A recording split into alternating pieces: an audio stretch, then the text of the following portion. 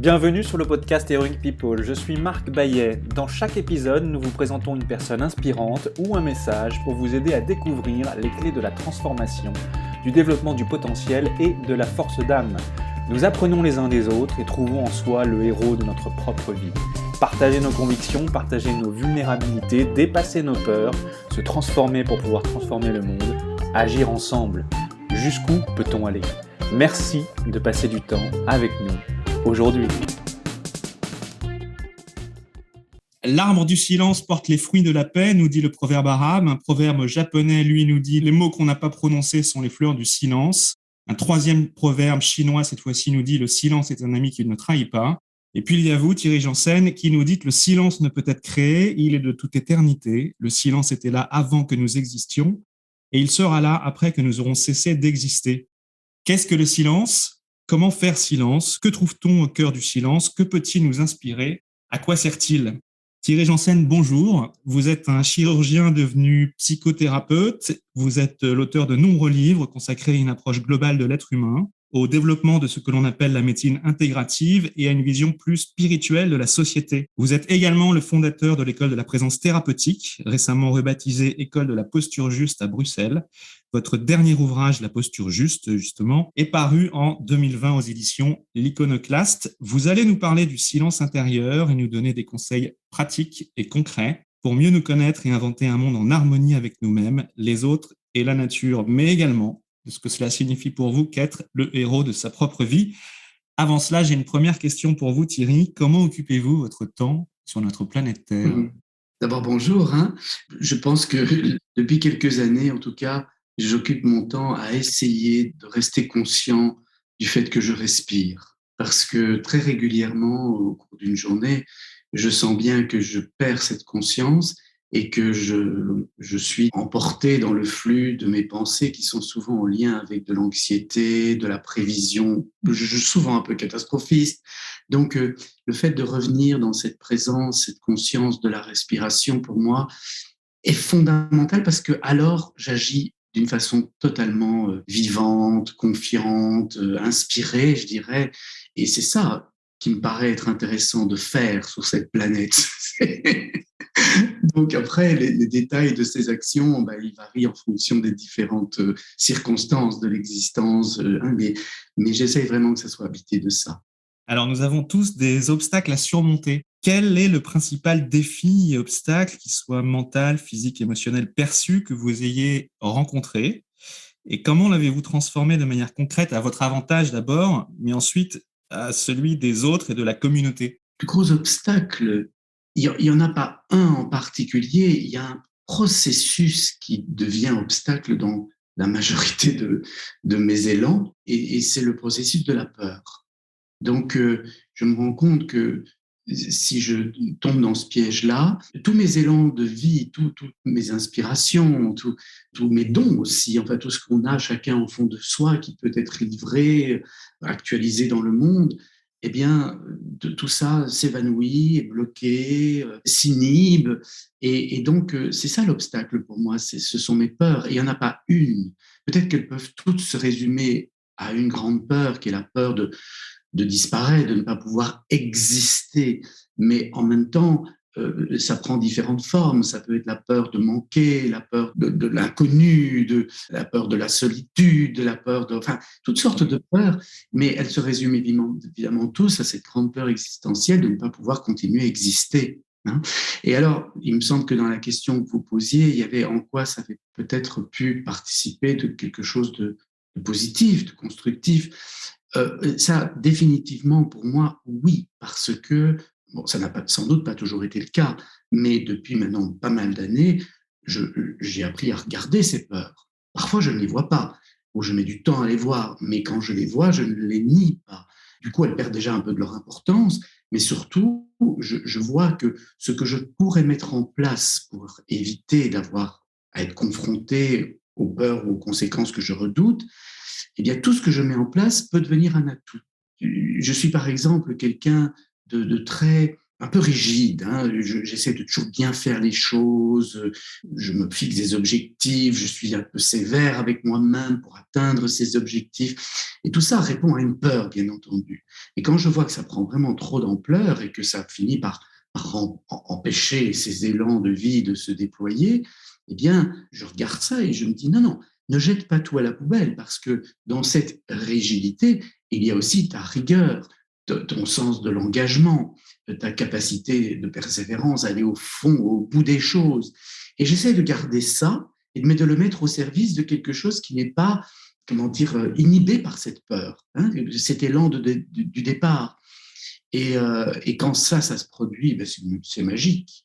C'est tout simplement magique parce que d'abord, ça se fait facilement et puis souvent, c'est quelque chose de très pertinent, de très vivant et de très réjouissant. C'est vrai que la peur peut prendre plusieurs formes et elle est parfois notre meilleur ami, mais bien trop souvent notre meilleur ennemi. Et donc, il y a un art de gérer la peur.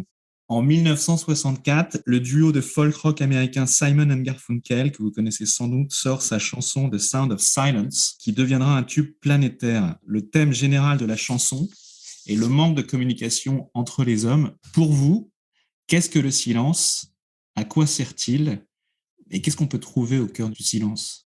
Alors, mais vous l'avez dit en commençant, j'ai l'habitude de dire que le silence ne peut pas être créé, il peut pas être, parce qu'il il est de toute éternité, il est toujours là. Il y a juste qu'on ne l'écoute pas, parce que on a tout un bavardage en nous, et puis il y a beaucoup de bruit que nous faisons tous les uns et les autres autour de nous, et donc on n'entend pas ce silence qui est pourtant toujours là.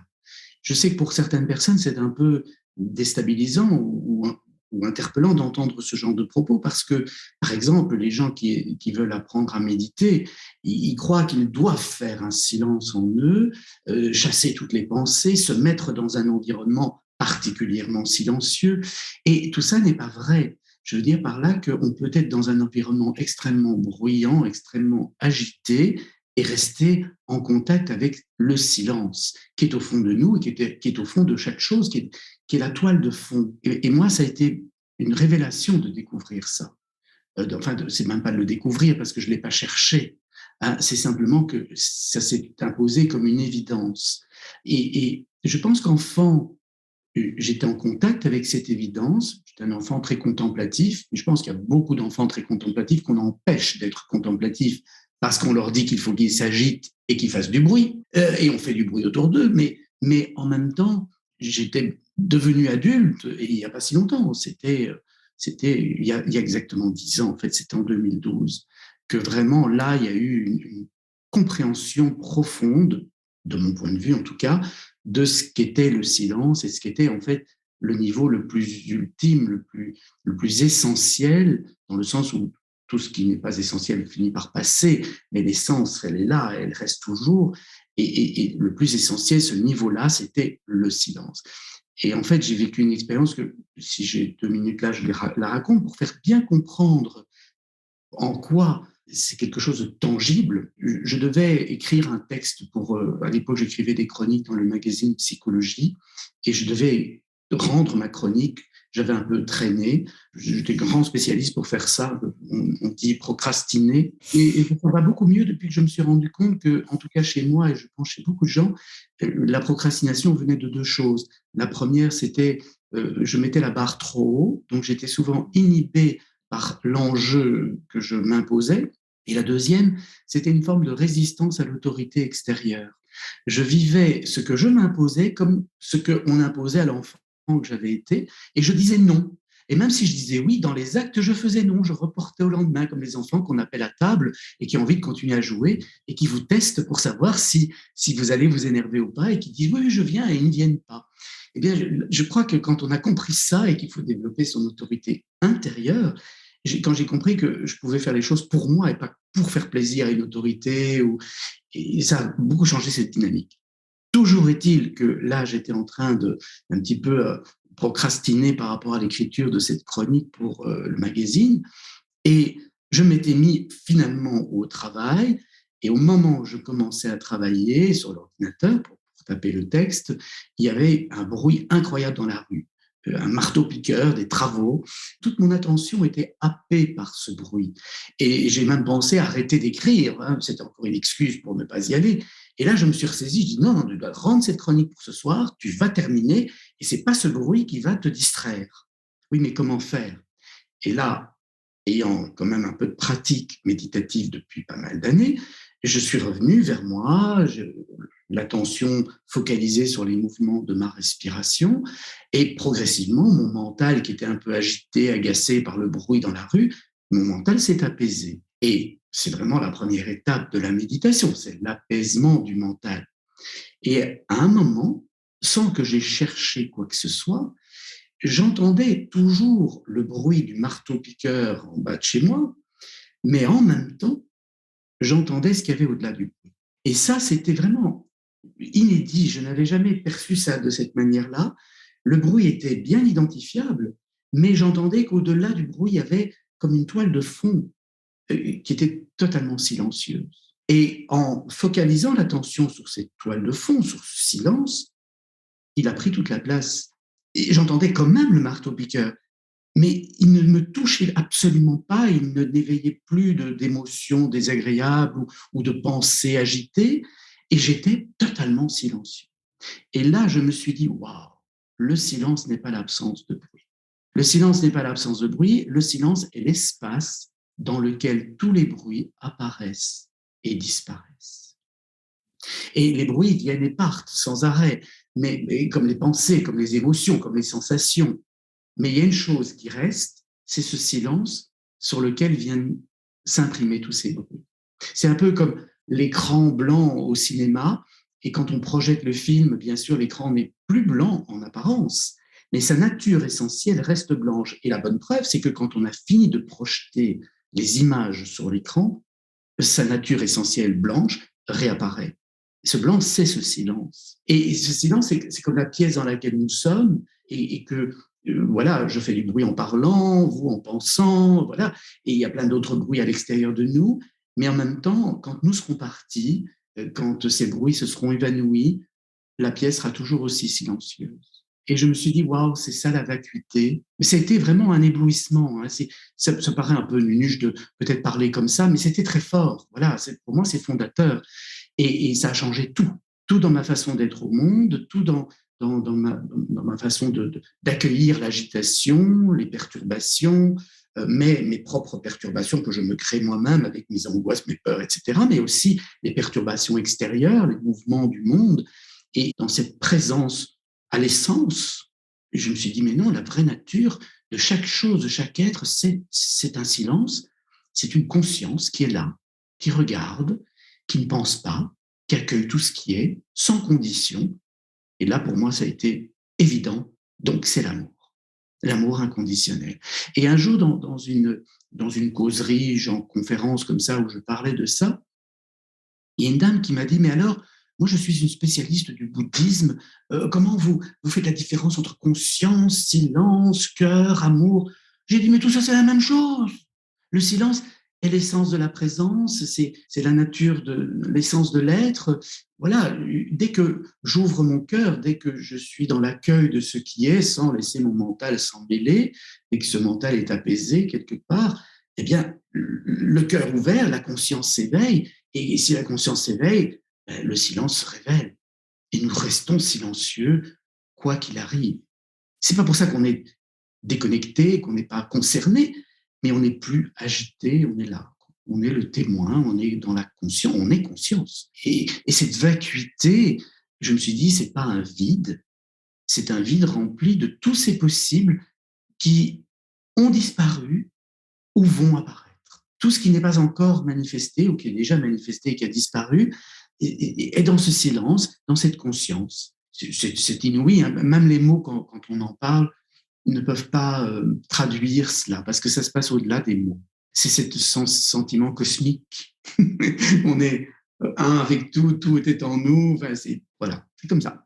Vous avez dit le silence n'est pas l'absence de bruit, vous avez parlé de vacuité. Ma question ensuite, c'était quel est votre son préféré? Est-ce qu'on peut dire que c'est ce vide habité de toutes les possibilités?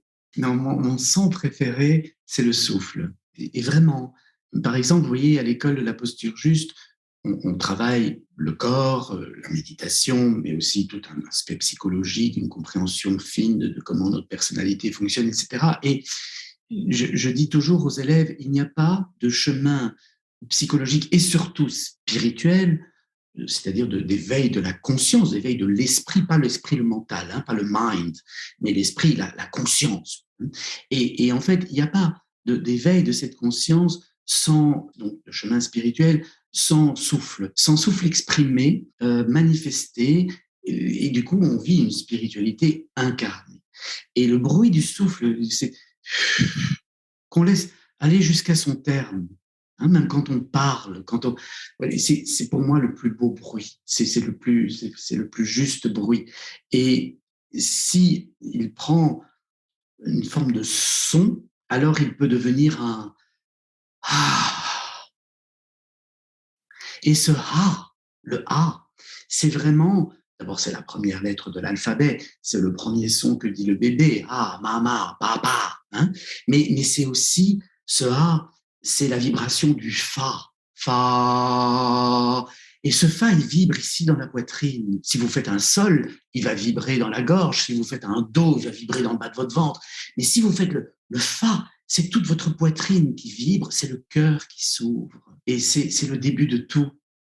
C'est la conscience qui s'éveille. Pour moi, il n'y a pas de plus beau son que ce ah. C'est magnifique ce que vous nous racontez. Alors, Paul Valéry dit, il y a un art de marcher, un art de respirer, il y a aussi un art de se taire. Il aurait pu ajouter, il y a un art d'écouter le silence en soi. Comment est-ce qu'on fait pour écouter le silence en soi? Est-ce qu'il y a une méthode? Je crois qu'effectivement, il y a un chemin, et ce chemin peut prendre la forme de différentes méthodes. Parce qu'une méthode qu'on estampillerait en disant je vais vous la vendre, non, c'est pas ça l'idée. Mais on constate quand même dans la majorité des cultures qu'il y a le chemin de l'apaisement du mental qui fait que la conscience peut s'éveiller, que ce silence peut se révéler, notre nature profonde peut se manifester pleinement. Et du coup, bien sûr, de mon point de vue et dans l'expérience que j'en ai, et puisque je peux constater, la voie royale pour apaiser le mental, c'est l'autorégulation de l'attention dans l'instant présent. Donc, c'est la démarche de la méditation. Donc, progressivement, en autorégulant son attention sur un chapelet, sur un mantra, sur la respiration, sur une sensation corporelle, peu importe les techniques, mais c'est toujours le même principe. Et cette attention autorégulée fait que le mental s'apaise, reste connecté à ce qui est là, ici et maintenant, et progressivement rentre dans la conscience de ce qui est là, et plus dans le commentaire, l'analyse, la pensée. Et si on comprend ça et qu'on pratique un petit peu ça, il y a quelque chose, il y a un chemin qui s'ouvre. Et alors, personnellement, j'y ajoute quelque chose qui pour moi est fondamental, mais bon, voilà, il y a certainement d'autres façons de regarder ça, ou de vivre ça, mais c'est d'ouvrir le cœur. Et ouvrir le cœur, ce n'est pas simplement un exercice intellectuel de créer de bonnes pensées pour les gens, pour les autres, nos ennemis, nos amis, non. Parce que ça, c'est encore un exercice intellectuel, et tout ce qui est de l'ordre du mental, tout ce qui est de l'ordre du mind, hein, anglo-saxon, bien, ça vient et ça part. Les pensées, ça vient et ça part. Et vous savez comme moi qu'on peut aimer quelqu'un à 1 minute, et puis 10 minutes plus tard, la détester cette personne parce que tout d'un coup, elle a fait quelque chose qui ne va pas dans le sens où vous voulez que ça aille. Donc, ça, c'est du mental. Mais par contre, si on ouvre vraiment le cœur physiquement, où on ouvre la poitrine, on sent cette détente profonde et on fait bouger le diaphragme qui va stimuler le nerf vague, qui va réguler les influx de détente dans le corps, etc., etc., on va créer un autre état d'être qui va influencer même le fonctionnement de notre cerveau sur le long terme et va diminuer la réactivité de notre cerveau à partir dans les mécanismes de défense, d'analyse, de justification mentale de nos délires. Mais là, on est dans une autre dimension qui est quelque chose de profondément incarné. Je dis, il y a une voie vers le silence. Ça commence par, OK, je suis là, je reviens vers moi, ici, maintenant, je me pose. Je prends une pause dans le temps et une posture dans l'espace, c'est-à-dire que je suis vraiment avec moi-même, posé sur terre, là, et puis je commence à focaliser l'attention sur les mouvements de ma respiration. sans chercher à les influencer. Et évidemment, je vais être envahi dans le champ de mon attention par des sensations, des émotions, des pensées. Je ne les juge pas, je ne les analyse pas, je reviens tout le temps à la constatation des mouvements de la respiration, ce qui est une autorégulation de l'attention, qu'en français on appelle maintenant pleine conscience, mindfulness. Hein, tout le mental est là, pleinement là, mais dans l'autorégulation de son activité. Mindfulness, hein, c'est pas consciousness, c'est le mind. Et pour ça, j'aime pas le mot pleine conscience. Deux choses différentes. Oui. Ah oui, ça serait plein d'attention, plein de présence, mais on n'est pas encore dans cet éveil de la conscience.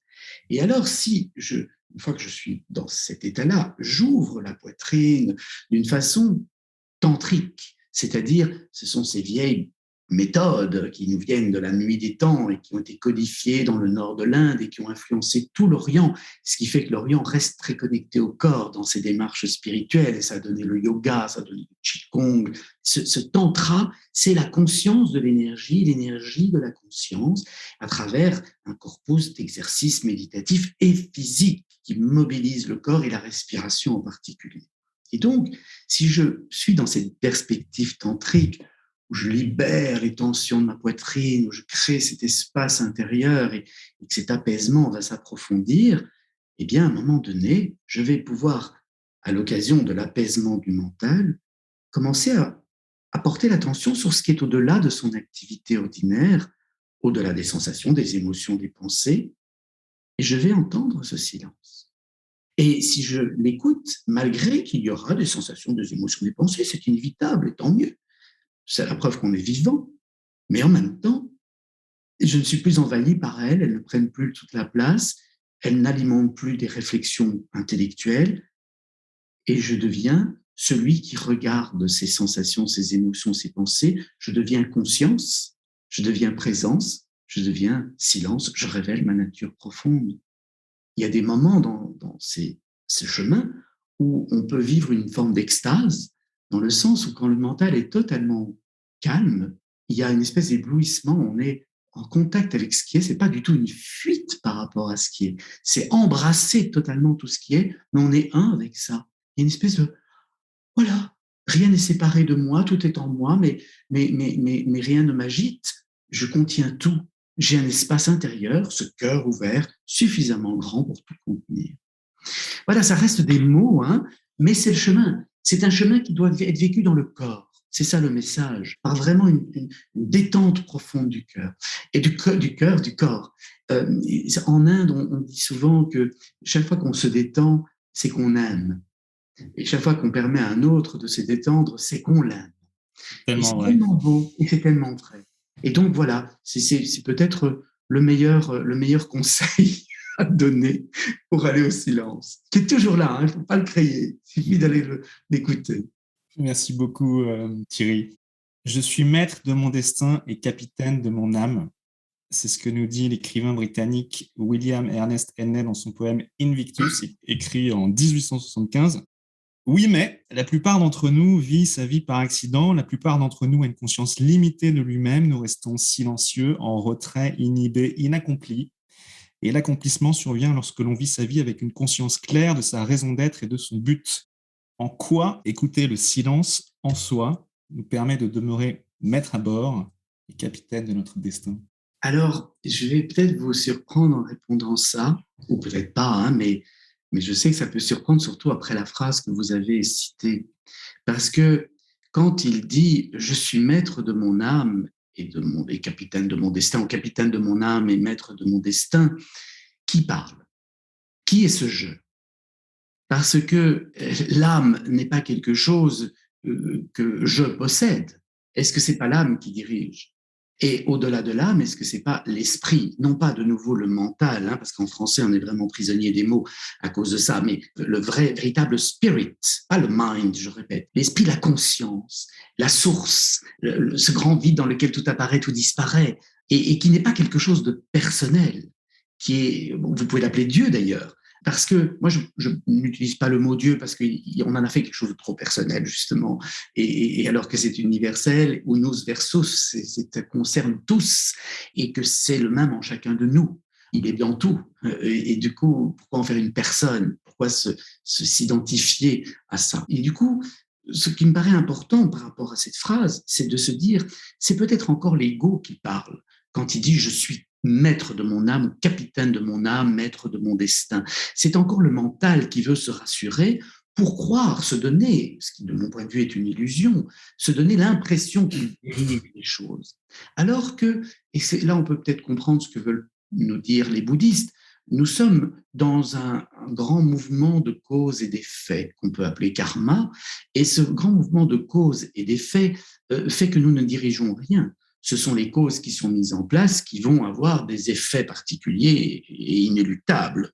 Mais par contre, si nous avons une conscience éveillée, si la conscience s'éveille pleinement en nous, et qu'elle ne laisse pas ce mental vouloir diriger notre destin, maîtriser notre âme, mais plutôt qui se laisse inspirer par cette conscience, qui va nous guider et qui va parfois nous dire « Ah oui, je vois la cause à effet, je vois que certaines causes ont des effets négatifs, délétères, souffrants, donc je peux peut-être orienter légèrement le tir en mettant en place d'autres causes qui auront sans doute des effets moins souffrants, moins délétères, mais avec une grande humilité, parce que qui dirige vraiment?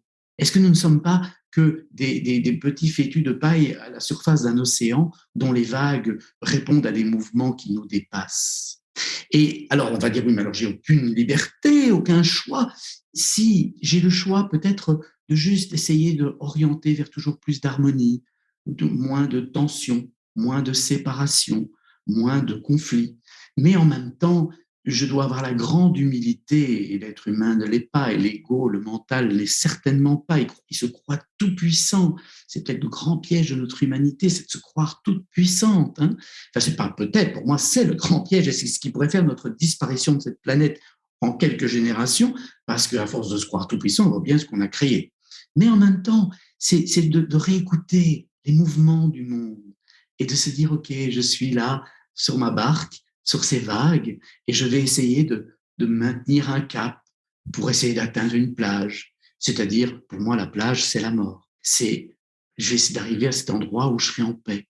Alors, essayons de vivre déjà comme si nous étions morts, c'est-à-dire vivons en paix, créons de la paix sur cet océan démonté qui est cet ensemble de causes et d'effets qu'on pourrait presque appeler le hasard, mais qui en même temps a des conséquences qui ne sont plus toujours le hasard. Et donc, finalement, essayons de voguer avec des principes qui toujours respectent plus d'union, moins de séparation, toujours plus d'harmonie, moins de chaos et toujours plus de paix, moins de conflits. Merci beaucoup Thierry. Alors justement, notre cerveau, je crois, sécrète 60 000 pensées par jour, c'est ce qu'on dit, positives et négatives. Elles nous font voyager un peu dans tous les sens, au point que Lao Tzu nous dit « Fier et indompté est l'esprit de l'homme, le temps d'incliner la tête et de la relever, il est allé jusqu'au fond des 4 océans et en est revenu ». Quand notre esprit est agité, que nous avons du mal à nous concentrer, qu'est-ce qu'il faut faire? Comment justement développer une meilleure conscience de nos pensées? Comment installer progressivement des habitudes relaxantes et de bien-être au quotidien? Vous nous en avez parlé un peu déjà des bénéfices de la respiration, de la méditation, de la prière. Oui, mais déjà dans ces citations de Lao Tzu et autres, attention aux traductions françaises de nouveau qui disent l'esprit. Et moi, je dirais que le mental, hein, c'est le mental. Ah là, ça fait référence au mental, tout à fait. Et oui, ça fait référence au mental. Ce sont les pensées qui nous font nous perdre, en fait. Hein. Exactement. Hein. Et donc, justement, essayons de nous relier au véritable esprit. Essayons de laisser la conscience regarder tout ça. Alors, je sais qu'on pourrait le comprendre comme une forme de déconnexion, de fuite du réel. Or, c'est pas ça du tout. Mais essayons d'être présents à ce qui est, à ce que nous pensons, à ce que nous entendons, à nos réactions, à nos automatismes, parce que souvent on est dans des automatismes. Repeating patterns. Des a priori, des conditionnements. Essayons d'être présents à ça, pas pour les analyser, mais pour les constater. Parce que le mental, l'esprit que je préfère appeler le mental, le mind anglo-saxon, il analyse, il pense. Il compare, il juge, voilà, il commente, il pense. La conscience ne pense pas. La conscience, elle est là et elle constate. Dans mon tout premier livre, Le travail d'une vie, je parlais de l'observateur. Et je me rends compte aujourd'hui, à la lumière de l'expérience notamment du marteau-piqueur, que ce n'est pas un observateur. La conscience n'est pas un observateur, c'est le mental encore qui peut observer. Et comme toute activité du mental, ça vient et ça part. Donc, on observe à certains moments, à d'autres moments, on est distrait, on n'observe rien du tout. Par contre, la conscience, elle n'est pas dans l'observation, elle n'est même pas dans une action. Elle est juste dans être. Et dans être, elle constate, elle se laisse imprégner par ce qui est. Et c'est pas parce qu'on l'analyse pas qu'on va pas comprendre ce qui se passe. Au contraire, comprendere en latin, on va prendre avec soi et ça va devenir une forme d'évidence. On va voir la réalité, on va voir la vérité. Et le mental va pas pouvoir raconter des histoires pour justifier des choses qui ne sont pas la réalité, qui ne sont pas la vérité. Ce que nous faisons très souvent. Et donc, voilà, moi, le conseil que je donnerais et que je me donne, c'est sois là, juste présent, constate, ne te laisse pas embarquer dans trop d'analyses, de volonté d'expliquer ou de commenter ou de justifier. Continue à ouvrir, ouvre ce cœur, ouvre cette conscience et les évidences vont se manifester d'elles-mêmes. Les réponses vont venir toutes seules. Les inspirations de l'esprit, du spiritus, vont s'imposer. C'est comme ça que ça fonctionne. Mais je ne demande pas de me croire. Il faut essayer. Mais vraiment essayer. Et alors, on peut constater que c'est comme ça. S'il fallait expliquer à un enfant le principe du plaisir, trouver du plaisir dans ce que l'on fait, quelle est votre recette à vous? Qu'est-ce que vous lui diriez à cet enfant? Alors, je vais citer 3 mots pour mettre ça en perspective. Plaisir, contentement et joie. C'est pas la même chose.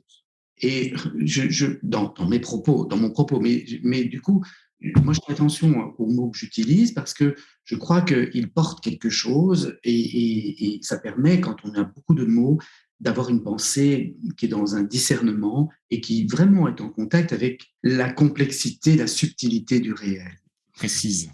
Il faut être précis. Bon, moi, j'ai pratiqué la chirurgie et c'est sûr que là, il y avait intérêt de précis. Mais c'est vraiment une chirurgie pas simplement du corps, c'est une chirurgie de la vie. C'est de vraiment la regarder dans ses détails, dans ses subtilités, dans ses nuances. Je suis très chagriné de constater qu'aujourd'hui, le vocabulaire se réduit, qu'on ne sait plus pourquoi on utilise tel mot et tel autre. J'entends des journalistes qui vous disent les choses très clairement et qui transforment vos propos en les simplifiant, en confondant les mots.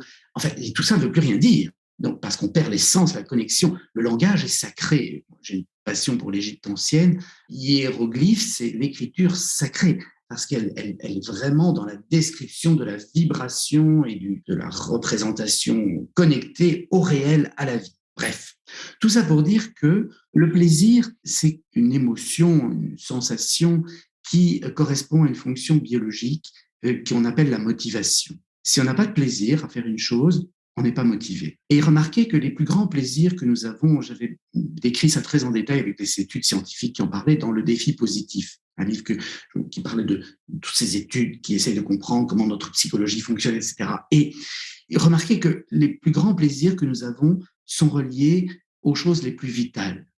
Le plaisir sexuel, c'est absolument vital de se reproduire pour une espèce, mais il faut être motivé. Déjà de se rapprocher de la femelle ou du mâle, et puis de copuler, et puis après de s'entendre pour continuer à prendre soin de la progéniture. Donc il faut quand même un peu de plaisir dans l'affaire, parce que sans ça, on s'y intéresse plus. Manger.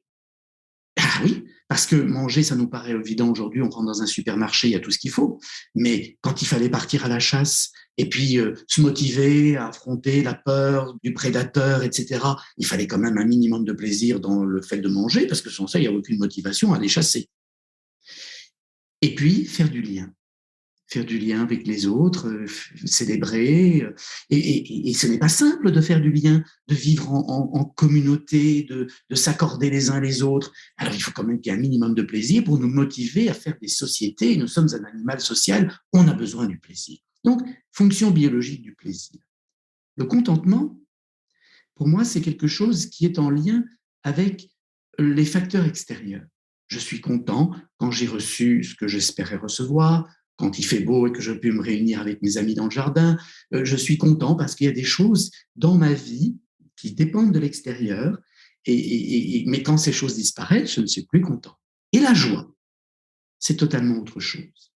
Mais la joie, au sens où je l'entends, cette joie qui n'a pas d'objet, qui ne dépend pas de l'extérieur.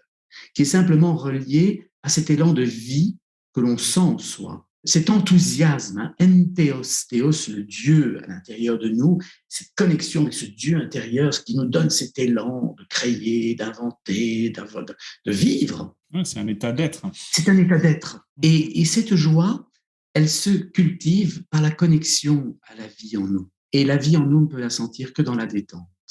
On peut la sentir que quand on est en train d'écouter la vie qui nous traverse, cette énergie qui se souffle, qui respire. Et donc, c'est quand le cœur est ouvert. Et quand on est dans l'acceptation de tout ce qui est, qu'on est totalement réconcilié et réuni avec tout ce qui est en nous, mais aussi tout ce qui est autour de nous. Et de nouveau, ça touche à cet éveil de conscience, à ce cœur ouvert. Quand le cœur s'ouvre, la conscience s'éveille. Et alors, quand vous regardez l'étymologie, parce que justement, les mots, ils ont une étymologie. Et moi, je suis tellement heureux d'avoir fait du grec et du latin. Quand vous regardez le mot joie, il vient de goder. Et godere, se réjouir, vient de la racine sanscrite de yug. Yug qui a donné yoga. Yug qui veut dire se réunir, joindre. Ça a donné le joug qu'on met sur les deux bœufs qui tirent la charrue. Joindre, réunir, réconcilier. Et le mot joie est l'état et l'émotion qui surgit quand effectivement tout est rejoint, tout est réuni, tout est accueilli. Et donc voilà, moi, si je devais donner un conseil, c'est ça, je crois, la question, comment faire pour aller vers ce plaisir, je dirais… Comment trouver du plaisir à ce qu'on fait, c'est ça. Voilà. Qu'est-ce que ça signifie? Comment vous l'expliquez à un enfant de 6 ans, voilà. Voyez, vois le plaisir des choses, si ça te fait plaisir, fais-le, mais on ne va pas dire ça à l'enfant de 6 ans, mais on va découvrir que tôt ou tard, ce plaisir, il peut disparaître parce qu'on ne peut plus faire la chose. Ça, on en apprend en vieillissant. Il y a des choses qu'on ne peut plus faire. Il y a aussi des choses auxquelles on n'a plus accès à certains moments de notre vie. Et n'en faisons pas une catastrophe de ne pas avoir ce plaisir et le contentement qui l'accompagne. Et veillons à cultiver la joie, c'est-à-dire à accepter ce qui est et à se dire « qu'est-ce que je vais faire avec ce qui est ?» Je vais donner un petit exemple très concret avec un enfant. Un jour, j'étais dans une grande surface et je faisais quelques achats. Et j'aime beaucoup les biscuits. J'ai une petite addiction au sucre à certains moments de ma vie. Et donc, je suis dans un rayon où il y a des biscuits et des bonbons, du chocolat et tout ça. Et il y a un enfant qui commence à hurler. Et les cris d'un enfant, moi, ça m'angoisse terriblement. Je me sens impuissant, je ne sais pas quoi faire. Et c'est strident. Et ils ont comme ça une façon de vous mettre en tension. Et cet enfant se roule par terre. Sa mère ne sait pas quoi faire avec lui. Et je n'en peux plus. Et donc, plutôt que de quitter le rayon, je décide de m'adresser à l'enfant. Et je lui dis, qu'est-ce qui se passe? Et il me regarde comme ça. Et je lui dis, pourquoi tu es en train de pleurer? Et la mère répond à sa place et me dit, c'est parce qu'il ne peut pas avoir les biscuits au chocolat, il n'y en a plus. Et il râle, je lui ai expliqué, il n'y en a plus. Et l'enfant qui recommence à pleurer. Et alors, je le regarde et je dis, écoute, il n'y a pas les biscuits cette semaine, ils n'en ont pas rentré dans le magasin, mais c'est peut-être pas grave. Parce que regarde, là, il y a plein de chocolat. Et là, il y a plein de biscuits. Peut-être que tu peux demander à ta maman d'acheter du chocolat et des biscuits, et tu peux peut-être inventer un nouveau biscuit au chocolat qui sera peut-être encore meilleur que celui que tu n'as pas. Mais si tu ne fais que pleurer pour ce que tu n'as pas et qui ne te donne plus le plaisir et le contentement que tu attendais, moi, je ne lui ai pas rajouté tous ces mots-là dans mon discours. Je voulais lui dire. Et l'enfant m'a regardé bizarrement, la mère m'a dit, bah vous alors, j'ai dit, mais madame, si vous ne faites que pallier aux frustrations de votre enfant, ça n'ira pas, mais convoquez sa créativité, convoquez son élan de vie, et vous verrez, il connaîtra la joie. Mais c'est ça l'attitude, c'est de ne pas confondre plaisir, contentement et joie, et de voir que la joie, eh ben, elle est dépendante de la capacité d'accueillir tout ce qui est, mais d'en faire quelque chose, et de redevenir le créateur, et donc le vrai maître de sa vie. Parce que c'est dans ce sens-là alors qu'on devient le maître de sa vie. C'est-à-dire qu'on surfe sur les vagues ont des hauteurs qui ne nous plaisent pas toujours, mais on surfe. Merci beaucoup Thierry, ce sera très clair pour les enfants de 6 ans qui nous écoutent. Vous avez parlé de procrastination, vous avez donné votre propre exemple. Vous disiez, voilà, à la source, dans les facteurs qui expliquaient mes élans de procrastination, il y avait des attentes trop élevées, pour ma part, et puis un esprit rebelle. C'est assez intéressant, la procrastination. Et les grands coachs américains qui ne sont pas des psychologues, bien entendu, mais Ils disent que le ressentiment, la victimisation et l'auto-sabotage sont les premiers ennemis de notre performance individuelle. J'ai bien conscience que on est sur une sémantique entreprise là. De quoi on parle ici? Qu'est-ce que vous en dites? Et je pense que tout ça est très vrai, mais tout ça est consécutif. C'est-à-dire, moi, j'essaye toujours d'aller voir la cause toute profonde. Et j'ai l'impression que quand on décrit que oui, l'auto-sabotage, le manque d'estime de soi, il y a des drivers plus profonds. Et je pense qu'ils touchent à ce que je décris là. Dans la posture juste, je décris ces grandes peurs et ces blessures que nous portons, qui sont des blessures existentielles, qui avaient été si bien décrites par Wilhelm Reich, Alexander Lowen, enfin ces gens qui étaient contemporains de Freud, qui ont travaillé avec lui à un moment donné, en tout cas pour ce qui était de Wilhelm Reich, mais qui ont pris leur distance parce que voilà, ils voulaient être plus ancrés dans quelque chose de moins abstrait que l'inconscient et vraiment de relier aux expériences de la vie, aux étapes du développement de l'enfant, etc. Et je trouve qu'ils sont très pertinents et ça parle de nous tellement profondément, cette façon de regarder, mais clairement, on voit qu'il y a dans ces peurs, une des grandes peurs, c'est de ne pas être à la hauteur, de ne pas être suffisamment bien pour être aimé, pour pouvoir faire partie du groupe.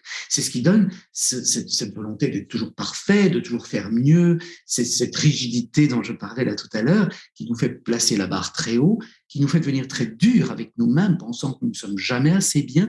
Et là, alors, nous avons les symptômes que l'on peut appeler sentiment d'auto-sabotage, dénigrement de soi, manque d'estime de soi, manque de confiance en soi. Mais ça vient d'une immense peur de ne pas être à la hauteur qui vient on peut très clairement décrire les étapes de comment ça se met en place dans notre histoire. Hein. Et une phrase d'un parent qui nous fait douter de notre valeur. Et bon. Mais du coup, voilà, on peut agir sur les symptômes et puis aller agir sur les causes profondes.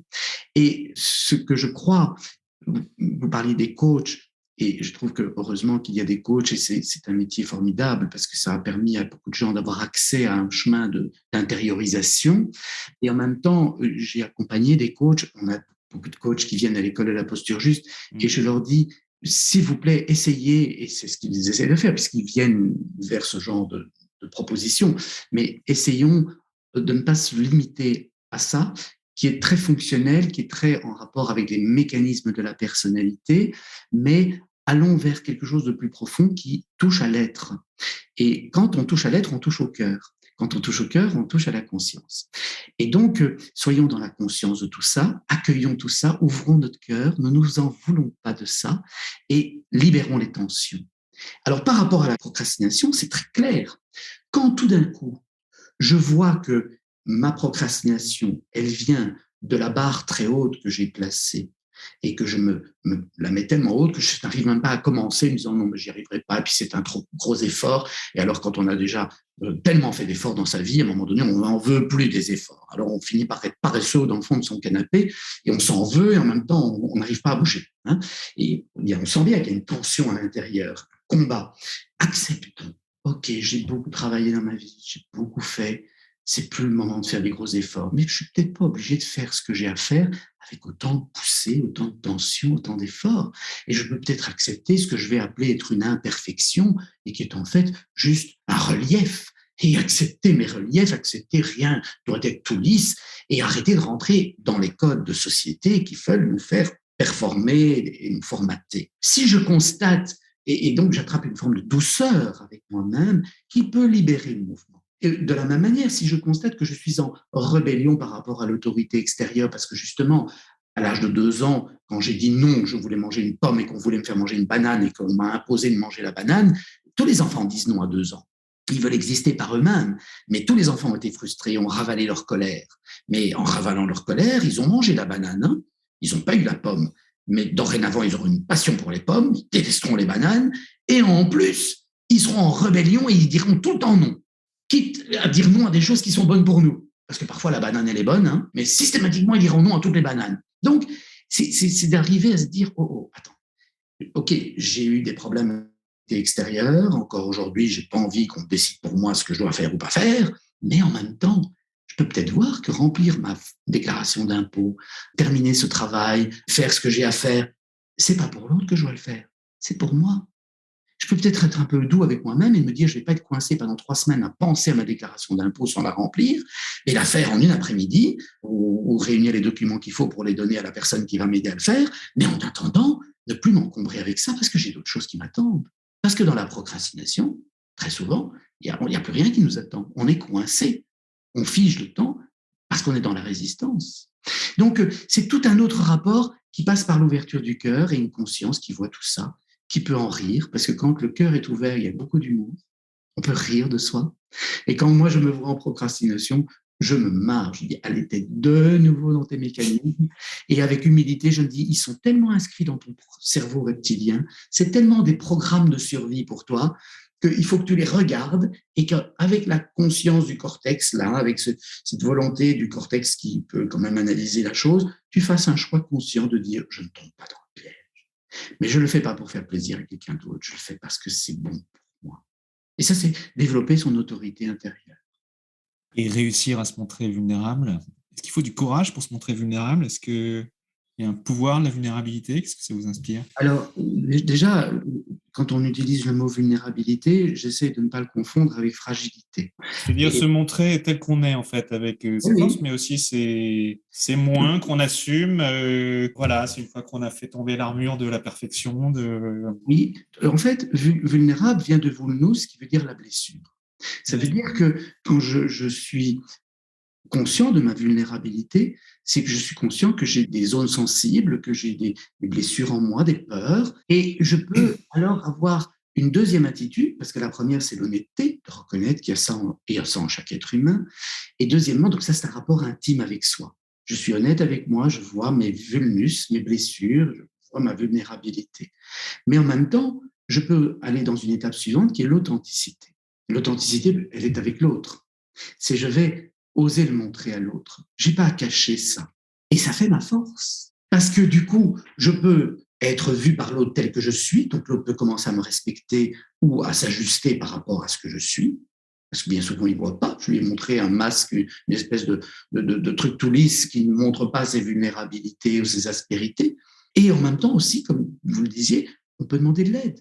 On peut assumer qu'on a des incompétences, qu'on a des difficultés, qu'on a des manques, et on peut dire. Et donc, ça commence vraiment par cette tendresse avec soi-même, cette honnêteté avec soi-même, de prendre soin de la blessure, des peurs, et puis de pouvoir les montrer, sans considérer que cette vulnérabilité est une fragilité, parce qu'au contraire, elle peut devenir la base d'une dynamique de force. Quand je suis quelqu'un de très authentique, on peut tout savoir. Les élèves à l'école, je leur parle de ma sexualité, de mes incohérences, de tout ce qui est sombre en moi, des pensées épouvantables que je peux avoir. Alors, il y en a qui sont fâchés parce qu'ils m'avaient idéalisé, ils avaient lu des livres, ils avaient cru que j'étais une espèce d'immaculée conception, mais tant mieux qu'ils voient mon humanité. Et moi, j'aimerais bien que dans le monde du développement personnel, tous ces gens qui prennent la parole osent montrer leur pipi, leur caca, leurs vilaines pensées, leurs envies de tuer, qu'on montre tout ça. Parce que c'est au fond de chaque être humain. Et quand on l'a vu, du coup, c'est dans la lumière, ça s'évanouit, c'est beaucoup moins dangereux. Mais si on ne le voit pas et qu'on fait croire à une autre fiction, enfin à une fiction, on devient dangereux, pour soi et pour les autres. Alors, à propos de développement personnel, pour vous, quelle est la différence justement entre développement personnel et approfondissement spirituel? Quelle est votre définition de la spiritualité? Alors déjà, le développement personnel, c'est une chose très positive dans l'histoire de la pensée en Occident, etc.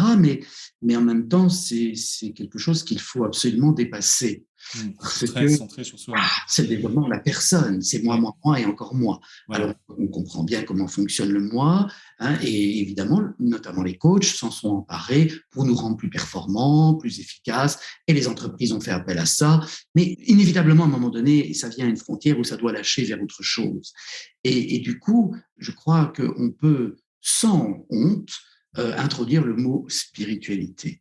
Parce que si on comprend, comme je vais le définir ici, que la spiritualité, c'est la science de l'éveil de la conscience, c'est comment permettre. Parce que vous savez, on n'éveille pas la conscience. Ça, c'est encore le moi, l'ego qui dit c'est moi qui maître de mon destin, c'est moi qui éveille. Non, il n'y a personne qui éveille. C'est quand vous n'êtes plus là, c'est quand le moi s'est évanoui que la conscience peut totalement se révéler. Et de toute façon, elle est toujours là, mais elle n'est juste pas révélée, on ne lui laisse pas de place. Dans notre langage, on met en place déjà un format qui nous coince dans une certaine vision de la chose. C'est pour ça que je me permets souvent de reformuler, parce que si je veux vraiment expliquer comment je le perçois autrement, fatalement, je suis obligé de le formuler autrement. Ouais.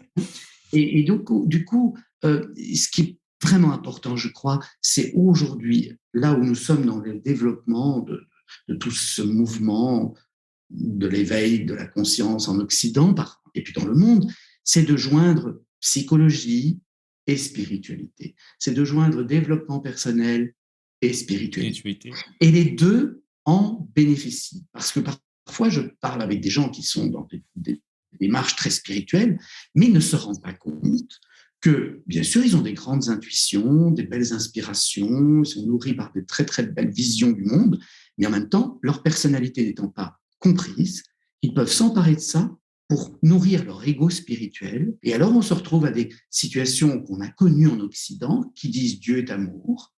Dieu est amour, il dit de ne pas tuer son prochain, mais si tu ne me crois pas, je vais devoir te tuer. Absurde. Absurde. Parce qu'on n'a pas vu la personnalité qui, dans sa peur, le mental est très fort, justifier l'acte de tuer, soi-disant pour un Dieu d'amour. Il y a un truc qui ne va pas. Et donc, il faut pouvoir allier les deux. J'ai rencontré des êtres très spirituels qui avaient une aura forte, des centaines de gens, des milliers de gens venaient les voir, etc. Mais ils ne voyaient pas toujours leur part d'ombre. Et du coup, et dans beaucoup de communautés spirituelles, etc., on voit des abus sexuels, on voit des détournements d'argent, des manipulations mentales, parce que tout l'aspect psychologique a été nié sous prétexte qu'on était spirituel. Et justement, parce que les mots sont importants, vous le dites, et on parle de leader spirituel dans ces cas-là, donc c'est gourous, c'est dérives, etc. En quoi est-ce qu'ils sont spirituels, en fait, ces personnages-là qui ont une audience? Hein. Oui, c'est interpellant parce que... Qu'est-ce que c'est qu'être un être spirituel? Qu'est-ce que ça signifie développer sa spiritualité? On sait bien que c'est différent de la religion. Dans ma réponse, parce que si je dois répondre... c'est la notion de verticalité, quoi.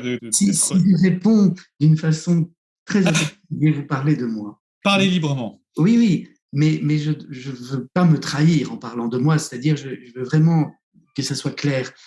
En fait, ayant été parfois considéré comme inspirant, voilà, je ne vais pas parler de leader, mais enfin bon, quand même, quand on a une école, des centaines d'élèves qui viennent, etc., il y a quelque chose qui se met en place. Et j'ai appris, j'espère avoir suffisamment appris, et puis la vie me montrera et me mettra régulièrement à l'épreuve, parce que quand vous trichez, ça vous revient dans la figure, surtout quand on est dans cette conscience-là, on finit par le voir, mais qu'on peut être très inspiré, on peut être très relié à une conscience de la vie, et ça vient tout seul. Hein, dans le New Age, on parle de canalisation, de channeling, parce que vous êtes tellement relié, vous dites des choses tellement justes, tellement en lien avec le miracle, le mystère de la vie, et vous êtes donc inspiré et inspirant.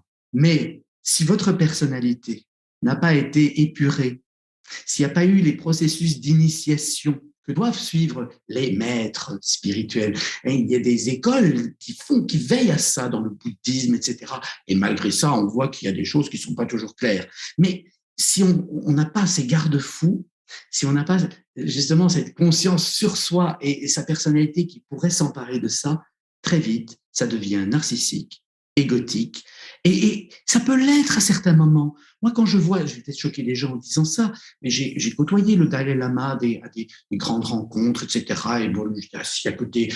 J'ai vu comment l'homme joue avec son charisme. Il est malin, il sait comment capter une foule. Il a ça en lui. Et il a un petit peu de cette volonté de dominer, de diriger. C'est un chef. Hein, il a été mis sur le trône, il avait 5 ans. Normal qu'il se voit comme un chef. Mais c'est un leader spirituel, c'est un inspirant théoriquement.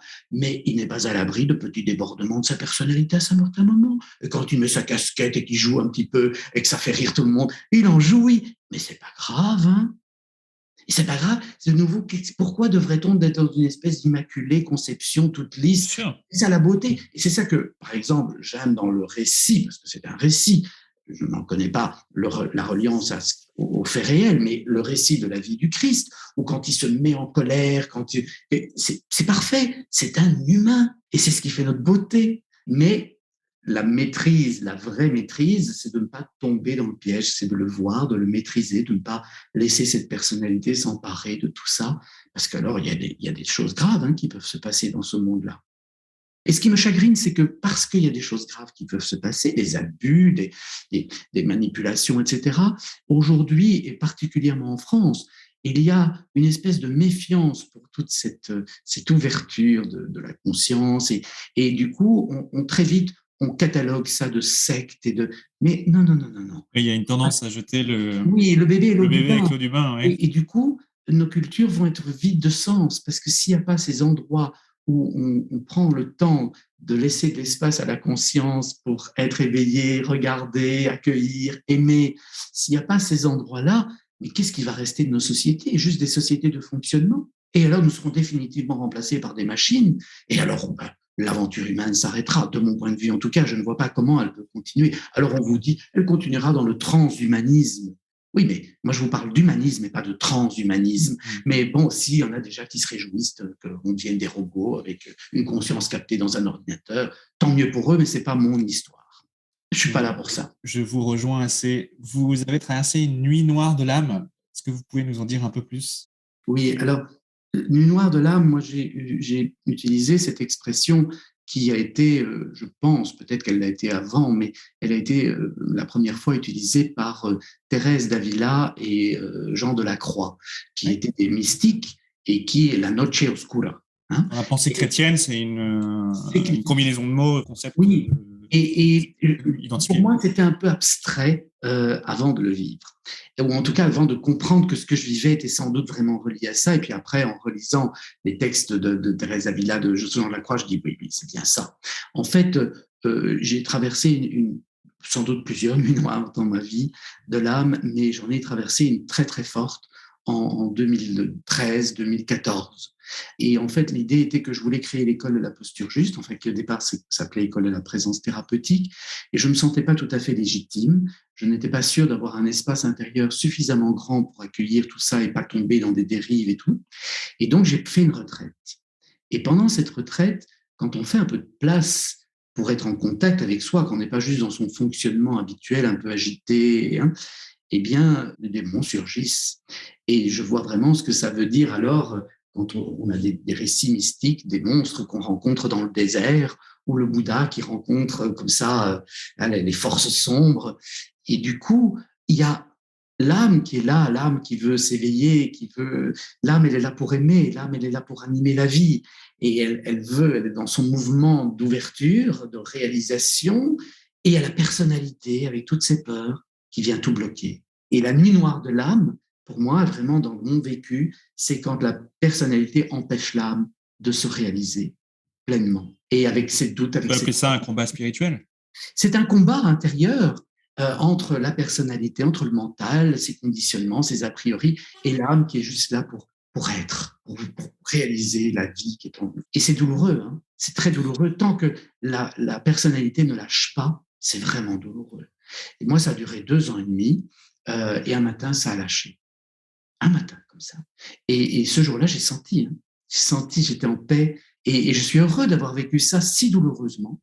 Parce qu'on me dit, mais pourquoi il faut passer par des douleurs pareilles? Bon, c'était mon histoire. Je ne dis pas qu'il faut passer par là, mais en ce qui me concerne, le fait de l'avoir vécu comme ça, j'ai quand même eu la preuve que pendant tout ce temps où, par exemple, le matin, j'essayais d'écrire sur le silence, parce que j'avais vécu en 2012 l'expérience du silence, je ne parvenais pas à écrire, parce que je voulais écrire avec mon mental, je voulais prouver, aller chercher des textes de philosophes, etc. Et en fait, je trahissais ce que j'avais juste envie de livrer, et que j'ai livré dans Écouter le silence à l'intérieur, qui est juste le témoignage et la réflexion autour de ce témoignage. Mais du coup, dans ce combat, c'était tellement difficile. Le matin, je me levais, j'allais à mon bureau, j'essayais d'écrire, ça ne marchait pas, et je restais toute la journée assis sur la chaise, à me regarder dans mon blocage. Et j'avais un ami psychiatre qui m'a dit, Thierry, tu m'inquiètes énormément, je crois que tu es en grande dépression. Et je lui disais, tu peux l'appeler dépression, mais je crois que beaucoup de dépressions sont des nuits noires de l'âme. Et moi, je vois que je n'arrive pas à lâcher, mais je vais le traverser. Je regarde ça. Je ne m'identifie pas à la personne qui est mal, même si c'était mal, c'était physique, c'était émotionnel, les tensions, j'avais des douleurs dans le corps.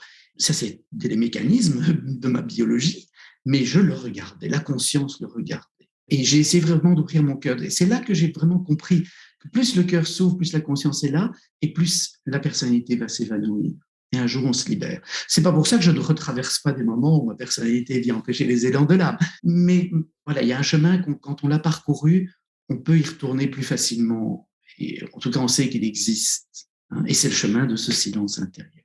J'ai connu ça également, mais est-ce que vous croyez pas que c'est toute personne qui doit ouvrir son cœur, ou passer des niveaux de conscience, ou en tout cas qui cherche à progresser, passe plus ou moins par là? C'est un peu l'histoire de chacun. Je suis convaincu. Tout le monde est convoqué là, Oui, et tout le monde n'y va pas. Ah, mais exactement, exactement. Parce que dans notre culture, nous avons une culture du confort. C'est-à-dire que, évidemment, que ces moments ne sont pas confortables. Émotionnellement, Ils sont terriblement inconfortables. Ils sont très inconfortables. des combats spirituels. Et alors, on va vous donner un antidépresseur, on va vous donner vite un petit calmant, ou vous dire, mais prends des vacances, va te distraire. Et c'est dur de traverser ça. Et donc, je sais que ça peut faire peur, et en même temps, la vraie joie, elle est derrière ça, je crois. Hein, elle est quand on a traversé voilà, tous ces barrages de notre personnalité, tous ces automatismes. Mais je vois que dans notre culture, eh bien, de moins en moins de gens osent y aller parce qu'il y a ce mythe du confort absolu qui devrait être toujours là et de ce soi-disant bonheur. C'est quoi ce bonheur? Non, en tout cas, c'est certainement pas du confort parce que, et d'ailleurs les études l'ont montré, hein, dans le défi positif, il y avait plein d'études que j'avais recensées ou qui montraient que ce qui donnait vraiment un sentiment de bonheur, et on parlait même, Martin Seligman, qui est un psychologue américain qui avait beaucoup étudié tout ça, parlait même du sentiment d'accomplissement, hein, de fulfillment, plutôt que happiness. Et le sentiment d'accomplissement, il vient justement quand c'est pas simplement le plaisir dont on parlait là tout à l'heure, c'est pas simplement le contentement, le confort, c'est quand tout ça a du sens. Et tout ça a du sens quand on est relié à l'essence, quand on sent que la vie a trouvé un chemin en nous. Alors justement, qu'est-ce que vous dites à quelqu'un qui se sent bloqué, qui est à l'arrêt, qui ne vibre plus? Quel conseil pour se remettre en route? Eh bien, de ne pas se remettre en route. C'est-à-dire, oui, de ne pas se remettre en route, de se poser là où il est. Il est urgent de ne rien faire. Voilà, de laisser de l'espace. Parce que c'est que quelque chose demande à émerger. Quelque chose qui vient de plus profond. Et il faut pouvoir faire de l'espace pour cela. Je ne sais pas si vous connaissez, dans le monde du développement personnel, du coaching et tout ça, on a un modèle qu'on appelle la roue de Hudson. Hudson comme la rivière Hudson au large de Manhattan à New York. Et parce que c'était un groupe de psychologues et autres personnes concernées par l'humain qui s'étaient réunis pour étudier les processus du changement. Et dans cette roue de Hudson, on voit qu'il y a toujours, un changement ne peut se faire que quand il y a une rupture. Et la rupture, elle se passe à un temps T, hein, on quitte un travail, on quitte un conjoint, mais bien souvent, d'ailleurs, elle a déjà été préparée à notre insu. On voulait plus de certaines choses, on commençait à se plaindre, on n'avait plus envie, plus le goût. Bon. Mais quand la rupture est là, il y a une phase absolument importante et nécessaire, c'est celle du deuil. Il faut pouvoir faire le deuil des modes de fonctionnement où nous étions, malgré qu'on voulait la rupture, on doit faire le deuil de ces modes de fonctionnement. Parfois, le deuil a déjà commencé un peu avant la rupture, mais il y a un temps et ça prend du temps. Et les gens qui ne vont pas au bout de ce temps de deuil, ils ont tendance à très vite se réorganiser et ils font un petit tour de roue. Mais en fait, comme un hamster, ils vont faire souvent ce même tour de roue. Ils vont retrouver un autre conjoint, un autre boulot, mais en fait, ils vont se rendre compte qu'ils sont dans les mêmes circonstances. Oui, et puis ils vont accoupler toujours les mêmes recettes au même les mêmes dynamiques. Ils vont faire du surplace. Exactement, parce qu'ils attirent toujours un peu de la même chose, comme on dit. Et donc, ça devient de plus en plus difficile, inconfortable, et alors il se passe des beaucoup plus grosses ruptures, parfois sous forme de maladie, carrément. Mais si on prend le temps du deuil, qu'on accepte de ne pas faire, tout d'un coup, si vraiment, par exemple, on gagnait sa vie, de faire, mais de faire pas pour la chose, juste pour gagner sa vie. Hein, allez faire la plonge dans un restaurant, gagnez votre vie, et pendant ce temps-là, prenez du temps. N'ayez pas une activité qui devient l'enjeu de votre vie. C'est une activité pour rester en vie, pour avoir de l'argent. Moi, j'ai fait ça. J'ai été directeur d'une maison de couture de prêt-à-porter à Paris, Giorgio Armani, pour ne pas le nommer. Mais je savais que c'était pour gagner ma vie parce que je n'avais pas d'argent, mais je ne voulais plus faire chirurgien, mais je ne savais pas encore ce que je voulais faire. Il faut laisser un temps. Et ce n'est pas un temps confortable parce qu'on est dans l'inconnu. Le cerveau déteste l'inconnu. Il voudrait très vite se réorganiser dans ce qu'il connaît, malheureusement. Et alors, il recommençait le même schéma. Et donc, en prenant ce temps, progressivement, en écoutant, en réapprenant à écouter son corps, à écouter les petites joies qui viennent quand on mange une glace au soleil assis sur un banc, quand on va respirer le parfum du lilas. Et ce sont des actes vécus. Je me rappelle, j'allais respirer les fleurs aux Tuileries. À l'époque, j'habitais Paris. Et ça paraissait stupide de vivre ça à 40 ans. Eh bien, non. Parce que, enfin, je n'avais pas tout à fait 40, j'avais 30, 37, 38. Mais toujours pour dire que, en prenant ce temps, on va découvrir d'autres choses en nous qui demandent à être entendus, d'autres valeurs, un projet qui vient de plus profond. Et si on continue, on va commencer à explorer.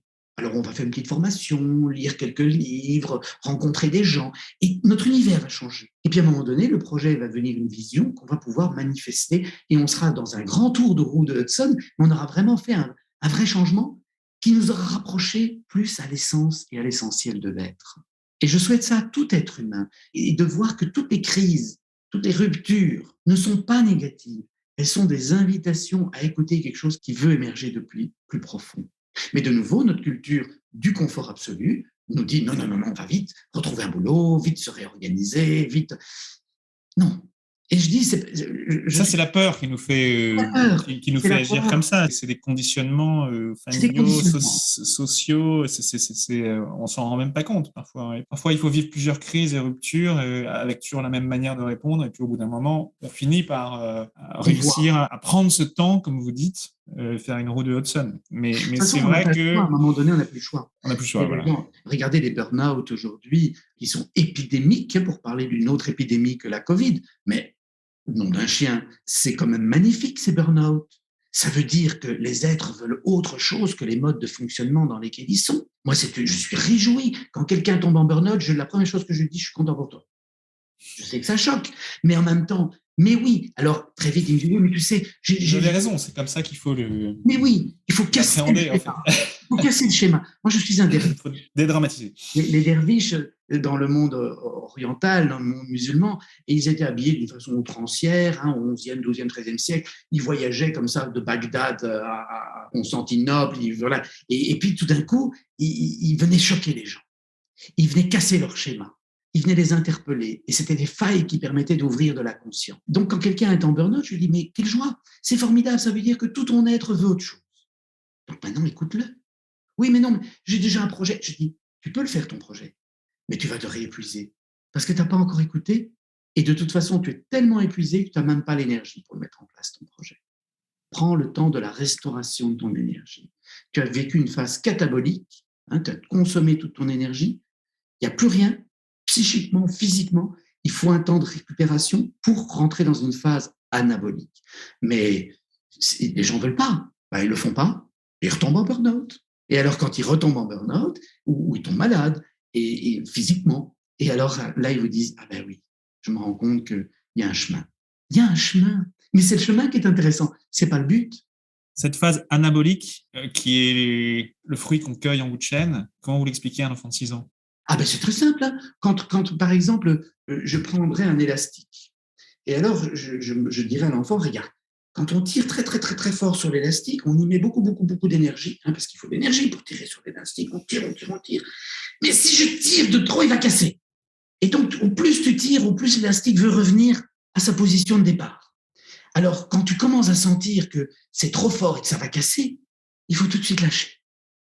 Et il faut laisser venir à la position de départ pour que toute l'énergie puisse revenir, et après, on va l'utiliser, mais on ne va plus tirer aussi fort.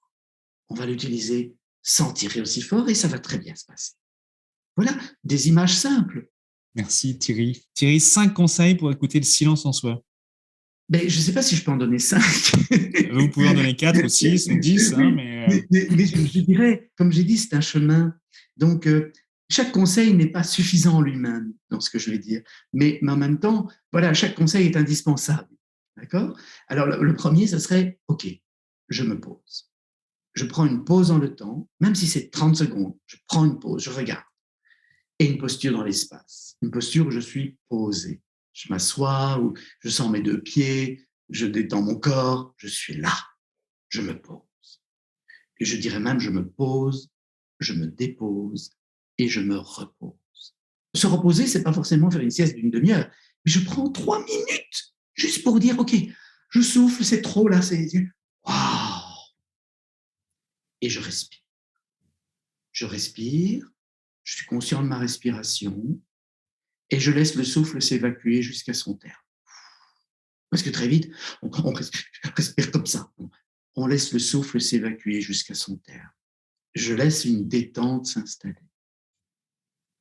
Et alors, j'ouvre la poitrine, je détends ma poitrine, je détends tout mon corps, quitte à le bouger, sentir mes tensions, parce qu'on ne les sent même plus, ces tensions. On est tendu, mais on ne les sent pas. Et on ne sent que par contraste. Donc, c'est en détendant qu'on sentait qu'on était tendu avant. Donc, on détend, on libère, on respire. Et alors, je me dis, tiens, qu'est-ce qui se passe en moi? Et je vais peut-être constater que je suis un peu moins agité, un peu moins énervé. Alors, je vais dire, OK, je vois encore que je suis en train de penser à ça, que je suis encore un peu énervé par ça. Mais je me pose une question essentielle. Qui est en train de constater que je suis un peu agité, que j'étais un peu trop tendu? Ben, ce qui s'appelle conscience, c'est l'être. Et ça, c'est vraiment le vrai moi. C'est le soi, avec un grand S. Alors, je vais me promettre d'essayer de vivre ma journée plus en contact avec ce soi. Et je vais aller voir mon collègue de bureau, je vais aller voir mon enfant ou mon conjoint ou que sais-je, et je vais essayer de rester en contact avec ce soi pendant que je lui parle. Je ne vais pas tout de suite retomber dans mon agitation, dans mes défenses. Je vais commencer à être conscient, donc silencieux. Parce que la conscience ne parle pas, elle ne commande pas, elle constate. C'est simple, hein? Ça paraît très compliqué, mais c'est compliqué pour ceux qui y pensent. Pour ceux qui le pratiquent, ça devient simple. Et notre cerveau finit par s'y habituer. Et quand on connaît le chemin, c'est comme conduire sa voiture. On peut se rendre d'un point A à un point B sans même se rendre compte qu'on a passé les vitesses. Hein. Ça se fait automatiquement. Mais il faut l'intégrer dans les schémas du cerveau. Or, c'était là au début de la vie et on l'a perdu par tous les conditionnements du faire, de l'agitation, de l'anticipation, de la tension. De la tension dans le sens être tendu. Alors, à l'inverse, quelle recette pour être certain de ne pas réussir à entendre le silence en soi? Qu'est-ce qu'il faut faire pour tout rater? Penser à demain, en particulier penser à ce qui nous pose des problèmes dans notre vie, et commencer à laisser le mental s'agiter, à raconter des histoires, généralement un peu catastrophistes, en imaginant tous les scénarios les pires, ce qui a une fonction biologiquement d'imaginer les scénarios les pires, parce que ça permet évidemment d'éviter ces scénarios. Mais si je laisse le mental sans arrêt partir dans cette dynamique-là, eh bien, il finit par être inspiré que par des idées de catastrophe, et donc il n'en sort jamais. Il n'est pas inspiré par cette vie qui est en nous, par cette conscience qui est silencieuse et qui est vivante. Donc, reconnectons-nous à ça et l'inspiration viendra. On dit la nuit porte conseil, parce que souvent, pendant la nuit, ce processus se met en place. Et alors, le matin, on a une idée tout à fait différente et inspirée qui nous montre une solution à laquelle, dans notre rumination mentale, on n'avait pas accès. Merci Thierry. Thierry, qu'est-ce qui est important pour vous dans la vie? 3 valeurs essentielles. Il n'y en a qu'une seule, c'est aimer. Il n'y en a vraiment qu'une seule, parce qu'elle résume toutes les autres, en fait, toutes les autres qui pourraient me paraître importantes. Aimer, mais encore faut-il comprendre ce que ça veut dire aimer. Et je ne suis pas sûr que je comprends ou que j'ai vraiment intégré totalement ce que ça veut dire, mais par rapport à ce que j'en avais comme perception quand j'étais plus jeune, j'ai 60 ans depuis 2 jours. Donc, je me dis, joyeux anniversaire. Merci. Mais je me dis, oui, parce qu'aujourd'hui, je peux parler quand j'étais plus jeune, parce que 60 ans, on n'est plus forcément jeune, même si la jeunesse est une flamme en nous, donc celle-là, je la sens, mais malgré tout, le temps a passé. Et donc, je peux comparer par rapport au passé. Et quand je regarde le passé, j'avais une compréhension de l'amour qui était quand même encore très dans l'attachement, qui était très dans le renforcement de ce qui pouvait m'apaiser par rapport à mes peurs. Et je disais aimer, mais quelque part, très souvent, c'était de l'attachement. Or, aujourd'hui, je crois que j'arrive à mieux aimer parce que je suis moins attaché. C'est pas que ça ne m'intéresse plus ou que ça ne me touche plus si on s'éloigne de moi ou si quelque chose, voilà, n'est pas harmonieux dans mon environnement, mais c'est que je peux l'accueillir et je peux faire de la place pour quelque chose que je n'attendais pas forcément, un projet de l'autre qui ne va pas dans mon sens. Je peux même faire de la place.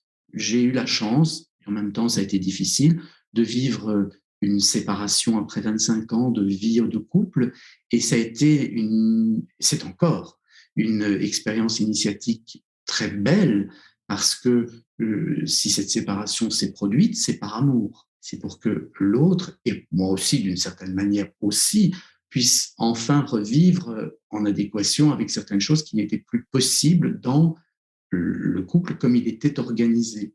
Mais ce n'est pas évident de faire ça, parce que ça nous demande de dépasser tous nos attachements, tous nos conditionnements, de rassurer nos peurs, de redéfinir ce qu'on croyait être notre identité, et qui passait par aussi l'idée du couple, etc. Donc, c'est à travers ce genre d'expérience, si on peut les vivre avec conscience et accueil dans l'amour, que je crois qu'on aime mieux. Et il y a quelques années, j'étais à Paris. Je vis à Bruxelles, mais j'ai beaucoup vécu à Paris aussi. Et j'étais à Paris dans une église. Je suis né dans une famille catholique, mais je n'ai pas de religion. Mais les lieux sacrés sont des lieux que j'aime parce que voilà, le silence, il porte ce silence si on veut bien l'écouter de nouveau.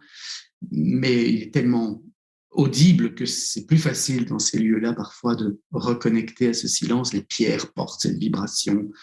Et puis le symbolisme de ces lieux, l'architecture de ces lieux a été faite pour aussi créer ça. Et j'étais dans une église à Paris et il y avait devant moi une statue de la Vierge. Et pour moi, la Vierge est un symbole de l'amour inconditionnel. Marie-Madeleine, de l'amour inconditionnel incarné dans la vie de femme. Et donc, c'est ma façon de me les représenter, mais je pense que c'est assez proche quand même de ce que la théologie pourrait nous enseigner ou nous montrer. Et je disais à la Vierge, à cette partie qui est en moi, je disais, j'espère avoir une vie remplie d'expériences. J'ai pas dit d'épreuves, parce que je ne les vois pas alors comme des épreuves, mais d'expériences qui vont m'apprendre à aimer mieux. Et je les ai eues et j'en ai encore et il y en aura sans doute encore. Mais c'est la seule chose qui compte. Essayer de comprendre ce que ça veut dire aimer, c'est tellement vaste et ça prend tellement de formes différentes. Merci beaucoup Thierry. Alors si dans le fait d'aimer, il y a la possibilité d'aller vers l'autre, mieux, avec qui rêvez-vous de prendre un café ou un thé vert? Oh là là, avec la première personne qui est là. Il n'y a pas de personne en particulier, vraiment. Même une personne du passé, une célébrité Non. Oh, si vous venez de dire le passé, alors ça a réveillé tout de suite quelque chose en moi. Si je peux prendre un café aujourd'hui avec Denis, qui est toujours, mais qui est décédé quand il avait 18 ans, moi j'en avais 16, qui était un cousin et qui, je pense, vibrait de la même manière et aurait sans doute fait une existence un peu semblable à la mienne, si on pouvait se retrouver autour d'un café, rire de tout ça, regarder tout ça, je pense que ça pourrait être très sympa. Mais j'ai même pas besoin parce que moi, je lui parle, ne sachant pas où il est et s'il est quelque part, mais ça n'a pas d'importance. Il est en moi. Donc, je parle avec cette partie de moi que j'ai vue dans l'autre. Mais en même temps, non, vraiment, hein, c'est de me dire, ce serait pas un café parce que moi je bois que de l'eau, mais je me dirais, on va aller boire un verre d'eau ou un jus de citron, savoir qui est l'autre, quoi. Savoir qui est l'autre. Et si un acteur devait jouer au cinéma votre propre rôle dans la vraie vie, qui choisiriez-vous?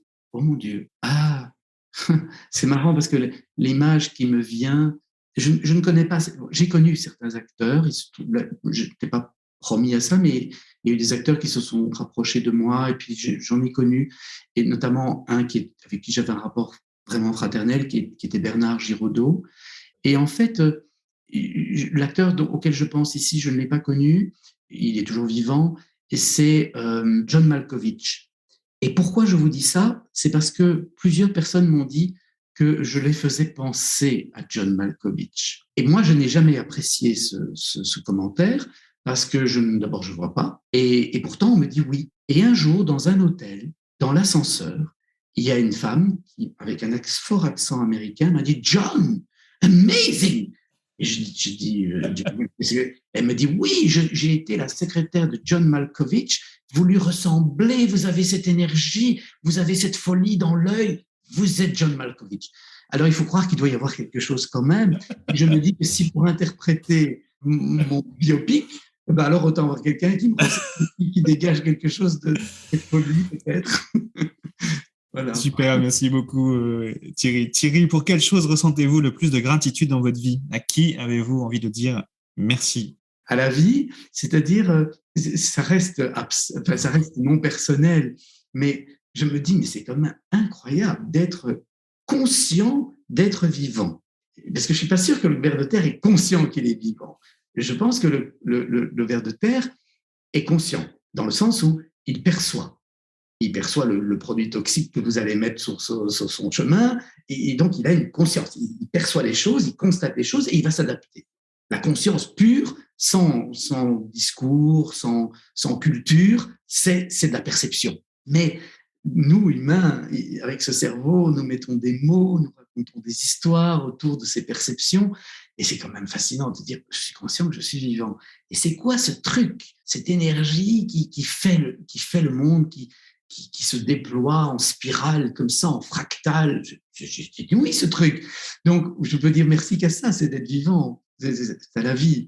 Après, il y a des êtres qui ont été inspirants sur le chemin, oui, mais ce qui m'a inspiré, c'était la vie qui était en eux, c'est avant leur personne. Merci beaucoup. Il reste 3 petites questions. Quels conseils ou petits exercices simples et concrets pouvez-vous proposer à ceux qui nous écoutent pour commencer à introduire le changement et améliorer tout de suite leur vie et leur quotidien? Je vais revenir à ce que je dis souvent ça aux élèves à l'école. Je dis, moi je répète tout le temps la même chose, mais je le répète et j'enfonce le clou. Mais donc, je vais revenir à ce que j'ai déjà dit. Je ne vais pas dire méditer, parce que méditer, c'est abstrait, et puis pour certains, c'est impressionnant, ils en font une montagne, et puis on en fait une montagne, hein, vous méditez 10 minutes le matin, 10 minutes le soir. Arrêtez, vivez votre vie comme une méditation. Mais apprenez à avoir cet état d'être, et donc, moi, je connais un chemin très court, qui est très puissant, que j'ai partagé pendant le premier confinement tous les soirs sur le Facebook. On faisais la méditation de plonger dans le silence intérieur. Puis je l'ai continué une fois par semaine, puis maintenant une fois par mois. Je l'enseigne dans les livres, dans l'école. Et bientôt, il va y avoir des vidéos là-dessus, parce que vraiment, je trouve que c'est un chemin tellement direct. Je me pose, je me dépose, je me repose. J'ouvre le cœur. Et j'écoute le silence à l'intérieur. Et je goûte la paix et la joie de l'être. Alors, je l'ai tout de suite, hein. On est tout de suite. Mais pour l'avoir tout de suite, il faut un tout petit peu pratiquer. Puisqu'on est tellement formaté à autre chose, il suffit de se donner l'occasion de réouvrir des voies. Elles sont là, hein. Le câblage est là dans le cerveau, tout est là. Mais il faut un petit peu pratiquer. C'est ça que je donnerais comme conseil. C'est tout bête, hein. Pour vous, qu'est-ce que cela signifie être le héros de sa propre vie? Le héros de sa propre vie, c'est être celui qui part d'un point, qui revient à ce point.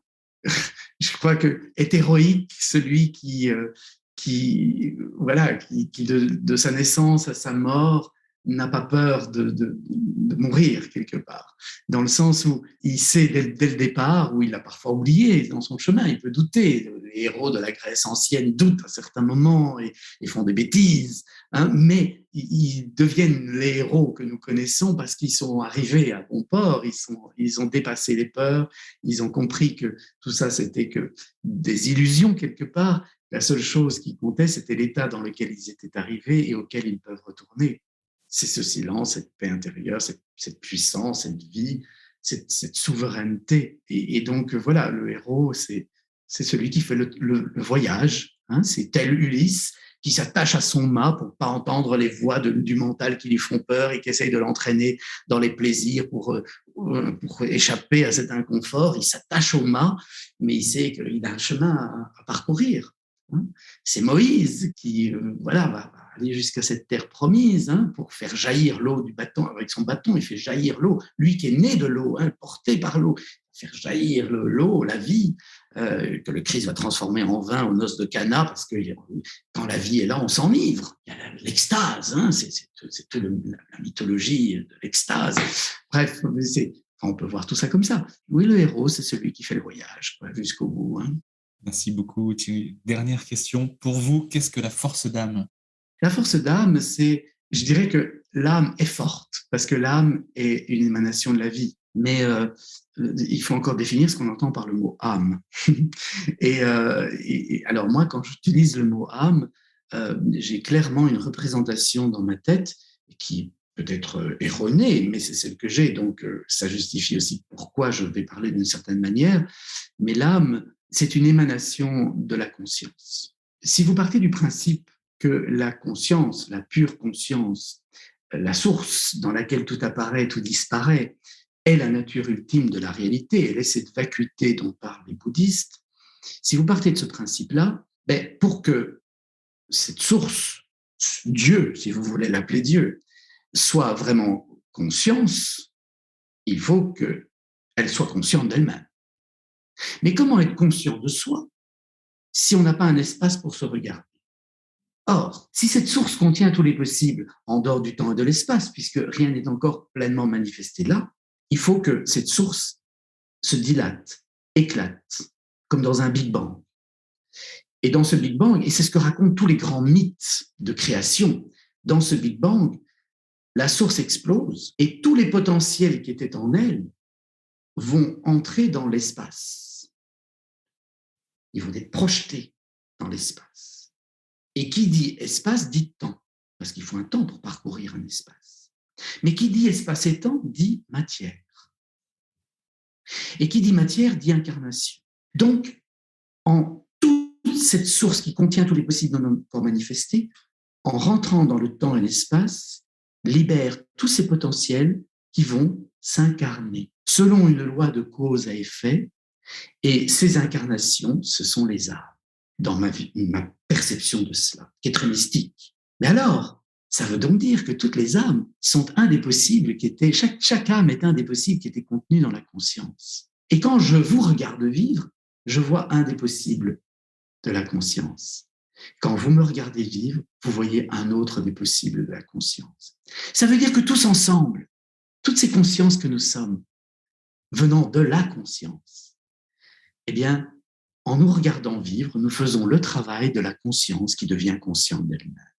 Nous créons, et dans cette création, nous faisons exister la conscience, nous la manifestons, nous faisons exister Dieu, si vous voulez l'appeler Dieu. C'est inouï, c'est inouï. Et donc, quand je dis la force d'âme, l'âme, si elle est vraiment ça, elle est pure vie. Et son projet, c'est d'animer, de créer de la vie, donc d'aimer, de créer du lien sain, pas du lien d'attachement, parce que la personnalité empêche la vie, parce qu'elle est dans ses peurs, mais justement, elle est dans la confiance, dans la foi, et qu'elle libère cet élan. Et l'âme crée, l'âme réunit, l'âme anime, et l'âme est forte. Ce qui ne veut pas dire que l'âme ne peut pas avoir une souffrance. Et je crois qu'il y a une souffrance d'âme, on parlait de nuit noire de l'âme, hein, parce que l'âme peut souffrir quand la personnalité l'empêche de réaliser son projet. L'âme il y a une blessure de l'âme, c'est le manque d'amour. Ou les événements extérieurs. Oui, les événements extérieurs. Et le manque d'amour, c'est quelque chose qui est pour l'âme incompréhensible, puisqu'elle est là que pour aimer. Et c'est pour ça que l'âme, son siège, il est là. Il est au-dessus du cœur, il se pose sur le cœur. Et c'est quand le cœur s'ouvre que l'âme est nourrie. Et qu'alors qu'elle peut plonger dans l'essence de l'être et être inspirée par sa source. Parce que l'âme doit être reliée à sa source. Elle retourne à sa source. J'ai accompagné beaucoup de mourants et sans être religieux, parce que je n'ai pas de religion, mais je sais que dans ce processus, il y a vraiment la possibilité de retourner à la source. Et la source, c'est un endroit de pure paix, de pur silence, de pur amour, où la personne n'existe plus en tant que personne, mais elle est beaucoup plus que ça, puisqu'elle est tout. Thierry, merci infiniment. C'est la fin de votre épisode du podcast Heroic People. Merci de nous avoir écoutés. J'espère que cet épisode vous a inspiré et vous a été utile. Si c'est le cas, partagez-le à 1 ou 2 amis par SMS ou sur vos réseaux sociaux. Vous avez le pouvoir de changer la vie de quelqu'un et c'est maintenant. Vous pouvez retrouver cet épisode et son résumé écrit, mais aussi tous les autres épisodes sur le site du podcast heroicpeople.fr. Pour nous contacter, nous faire des suggestions, proposer des invités, c'est toujours sur le site du podcast que ça se passe, heroicpeople.fr, ou encore les réseaux sociaux LinkedIn, Facebook ou Medium. Enfin, sans vous, nous ne sommes rien, avec vous, nous sommes tout. Si vous avez été inspiré par cet épisode, alors laissez-nous un commentaire et quelques étoiles sur Apple Podcasts ou votre plateforme d'écoute préférée.